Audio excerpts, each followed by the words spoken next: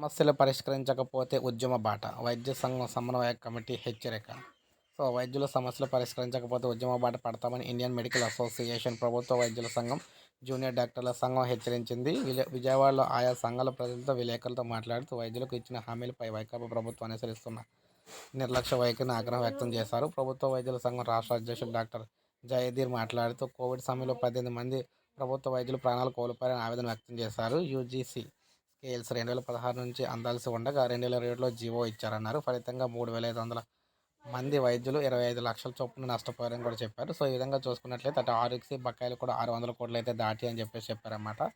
So, ఏదన్నా సరే ప్రభుత్వంకి సమస్యలు పరిష్కరించకపోతే ఉద్యోగులందరూ కూడా ఉద్యమ బాట తప్పదని చెప్పేసి వీరైతే తెలియజేస్తున్నారు. సో, ఒక లైక్ చేయండి, సబ్స్క్రైబ్ చేసుకోకపోతే మన ఛానల్ సబ్స్క్రైబ్ చేసుకొని ఫాలో అవుతానండి. ఉద్యోగ పెన్షనర్లకు సంబంధించి మనకు రాష్ట్ర వ్యాప్తంగా ఏ చిన్న అప్డేట్ వచ్చినా కూడా మిస్ అవ్వకుండా మన ఛానల్ ద్వారా మీకు ఎప్పటికప్పుడు అందిస్తూ ఉంటానన్నమాట నేను.